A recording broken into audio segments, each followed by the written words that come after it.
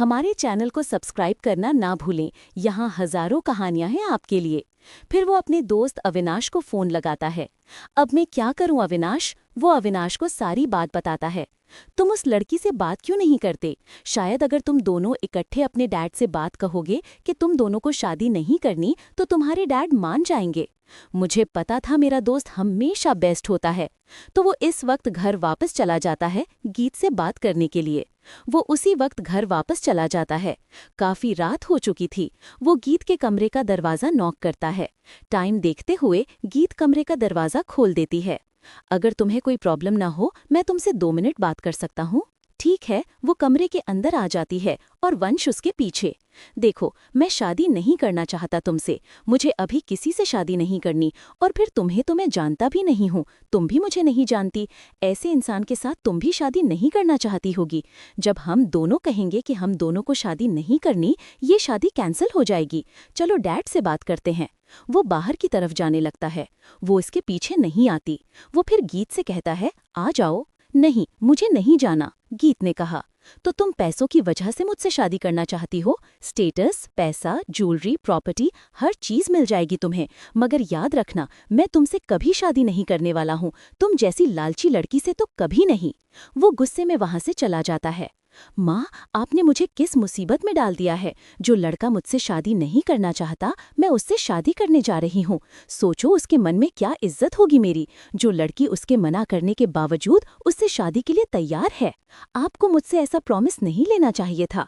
गीत परेशान हुई वहां नीचे बैठ जाती है और खूब रोती है। उसे समझ नहीं आ रहा था कि वो शादी के लिए मना कैसे करे, क्योंकि उसने अपनी माँ को प्रॉमिस किया था और उसकी माँ ने कहा था कि उसे उसके अंकल की हर बात माननी है। मुझे नहीं पता माँ, आपने मुझे ऐसा क्यों कहा कि मुझे अंकल की हर बात माननी है? जैसे आपने कहा था मैं वैसा ही कर रही हूँ। देखती हूँ क्या होता है। मगर इस टाइम मैं बहुत दर्द और तकलीफ में हूँ। ऐसी बेइज्जती मैं बर्दाश्त नहीं कर सकती। कितनी देर कमरे में बैठकर वो रोती रही। सिया नीता के पास घर आई हुई है। सिया नीता के पास बैठकर रो रही है। बेटा, फिक्र मत करो, ये शादी कभी नहीं होगी। तुम ही मेरी पसंद हो, तुम ही मेरी बहू बनोगी। अगर मुझे पहले पता होता तो मैं ये सब नहीं होने देती। आंटी, मुझे समझ नहीं आ रहा, अंकल वंश के साथ ऐसा कैसे कर सकते हैं? आजकल के जमाने में ऐसी शादी कौन करता है? तुम मेरी एक बात ध्यान से सुनो। जितना हो सके तुम इस टाइम वंश के साथ रहो। वो बहुत परेशान है। इस वक्त तुम उसका साथ दो तो वो तुम्हें दोस्त से ज्यादा मानने लगेगा। वंश अपने कमरे में परेशान बैठा है। बहुत लालची लड़की है। इसका इलाज पैसा ही है। पैसे के लिए वो सब कर रही है तो ठीक है, पैसे की भाषा से ही बात करते हैं। उधर ऑफिस में राजवीर का चचेरा भाई वीर उसके ऑफिस आया हुआ है। दोनों भाई का एक साथ बिजनेस है। वीर चाहे वंश का चाचा लगता है, पर वो वंश से केवल 10 साल छोटा है।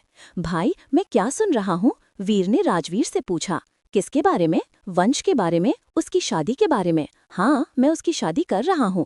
तुम्हें पता है उसके बारे में? उसका काम पर बिल्कुल ध्यान नहीं है। मगर वो तो एक दूसरे को जानते भी नहीं। फिक्र मत करो, एक दूसरे को वो जान भी जाएंगे, एक दूसरे से प्यार भी करने लगेंगे।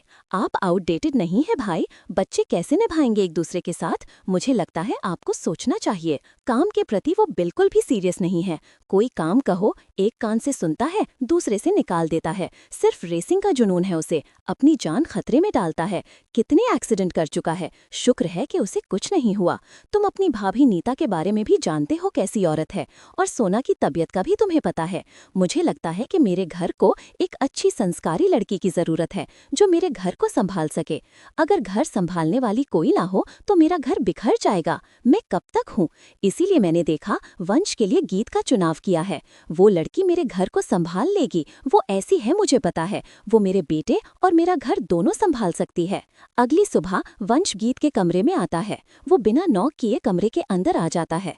गीत, जो बेड पर लेटी हुई थी, जल्दी से कपड़े ठीक करती हुई बेड से उठती है। वो वहाँ बेड पर पैसे रखता है। पैसे और भी मिलते रहेंगे, फिक्र मत करो। तुम्हारे अकाउंट में हर महीने एक बड़ी रकम आती रहेगी। गीत को समझ नहीं आ रहा था। वो उसकी तरफ देखती है। नीचे गाड़ी खड़ी है। उसे तुम अपना एड्रेस बताओ और वो तुम्हें वहाँ पहुँचा देगा। ये पैसे पकड़ो और हर महीने तुम्हारे अकाउंट में एक मोटी रकम ट्रांसफर होती रहेगी। मैं घर से बाहर जा रहा हूँ और जब मैं वापस आऊँ तो उम्मीद करता हूँ तुम यहाँ नहीं होगी। कहता हुआ तेगवंश कमरे से बाहर चला गया। फिर उसने अपनी बाइक उठाई और वहाँ से जाने लगा। पता है मुझे, अब जब मैं घर वापस आऊंगा तुम नहीं होगी। तुम्हें पैसे चाहिए थे, वो मिल गए। हमारी चैनल को सब्सक्राइब करना न भूलें।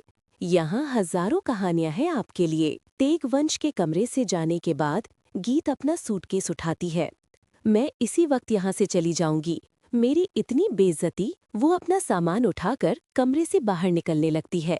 उसे अपनी मॉम के कहे हुए शब्द याद आते हैं, तुझे हर हाल में अपने अंकल की बात माननी है, जैसा ये कहेंगे तुम्हें वैसा ही करना है। उसकी आंखों में आंसू आ जाते हैं। वो जाकर वापस बेड पर बैठ जाती है। माँ, तुमने ये क्या किया? क्यों मुझसे वचन लिया? ऐसा देख रहे हो आप, जिस इंसान से अंकल मेरी शादी करना चाहते हैं, उसकी नज़र में मेरी क्या इज्जत है? वो भी सही है अपनी जगह, उसकी अपनी अलग लाइफ है। हो सकता है उसकी लाइफ में भी कोई हो, और मैंने यहाँ पर आकर उसकी लाइफ खराब कर दी। मुझे यहाँ नहीं आना चाहिए था। मैं वहीं रहती, उसी घर में। तुम्हारी यादें थी वहाँ पर। वो क्लब चला जाता है। वहाँ पर सिया भी आई हुई है। वो काउंटर पर बैठा ड्रिंक पी रहा था और किसी सोच में था। सिया उसके पास आकर बैठती है। क्या सोच रहे हो वंश? उस लड़की के बारे में? बहुत इरिटेटिंग है ना तुम्हारे लिए? सिया कहती है। उसकी बात सुनकर वो मुस्कुराता है। तुम हंस रहे हो? समझो उस लड़की से पीछा छूट गया, वंश ने कहा। वो कैसे? सिया खुश होकर कहती है। मैंने उसे पैसों की ऑफर की है। इतने पैसे उसने सोचे भी नहीं होंगे। तो क्या वो मान गई? उसके चेहरे से तो यही लगा। उसने कोई जवाब नहीं दिया। अगर वो चली गई तो अंकल से क्या कहोगे? डैड को भी पता चल जाएगा वो कितनी लालची लड़की थी। सब ठीक हो गया है। वंश काफी खुश था। बात करता हुआ अचानक वंश के ध्यान में गीत का चेहरा चला जाता है। जब वो पैसे रखकर कमरे से बाहर जाते हुए पीछे उसकी तरफ देख रहा था, तो उसके दिमाग में गीत की आंखें, गीत का चेहरा, वो जिस तरह से उसे देख रही थी, अचानक से उसे याद आने लगता है। याद करते हुए ऐसा फील हो रहा था जैसे उसकी कोई चीज गुम हो गई थी। वंश किस सोच में चले गए? सिया ने उससे कहा, मैं घर जा रहा हूँ, बहुत थका हुआ हूँ। वंश का वहाँ अचानक मन लगना बंद हो गया। तुम्हारा चेहरा तो कह रहा है उसके जाने की बात से तुम उदास हो। सिया ने हंसकर कहा, कैसी बातें कर रही हो तुम? मैं क्यों उदास होता उसके जाने से? मैं तो मजाक कर रही थी, तुमने तो सीरियस ले लिया। सिया ने उसका चेहरा देखकर कहा। सिया के ऐसा कहने पर जैसे वंश के चेहरे का रंग ही उड़ गया था, जैसे सिया ने उसका दिमाग पढ़ लिया था। इसके बारे में वो खुद भी नहीं जानता था। तभी वहाँ पर एक और लड़की आती है। कैसे हैं आप दोनों?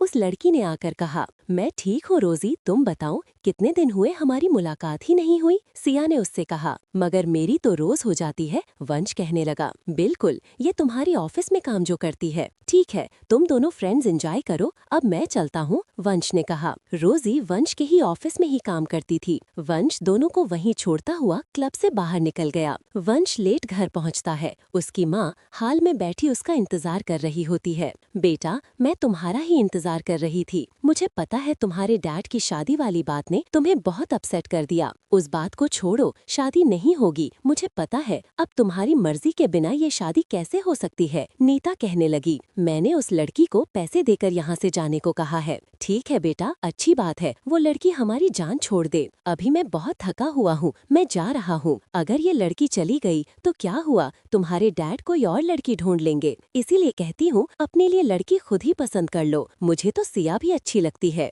इस शादी वाले टॉपिक को बंद करो माँ। मुझे न उस लड़की से न सिया से किसी से शादी नहीं करनी। मैं बहुत थका हुआ हूँ, मैं अपने कमरे में जा रहा हूँ। वो अपने कमरे की तरफ चला जाता है। वंश बहुत खुश था। वो विसल बजाता हुआ कमरे में एंटर करता है। उसे पक्का यकीन था कि गीत अब जा चुकी है। वो अपनी जैकेट उतारता हुआ अपने बेड के पास आता है, मगर सामने देखकर उसका मूड खराब हो जाता है। वो पैसों का पैकेट जो उसने गीत को दिया था, वो सामने बेड पर पड़ा था। पैसे यहाँ पड़े हैं, इसका मतलब वो लड़की नहीं गई। वो सोचता हुआ कमरे की बालकनी में आकर बैठ जाता है। वो सोच ही रहा होता है कि उसकी नजर नीचे लॉन की चेयर पर बैठी हुई गीत पर जाती है, क्योंकि गीत का बेडरूम नीचे था और उसके कमरे का एक दरवाजा बाहर लॉन की तरफ खुलता था। वो अपने रूम का दरवाजा खोलते हुए बाहर आकर बैठ गई। वो उसे देखता है। वो जल्दी से अपने कमरे से बाहर आता है। उसका इरादा गीत के पास जाकर उससे बात करने का था, मगर जब तक वो नीचे पहुंचता है, उसके डैड उसके पास आ चुके होते। बेटा,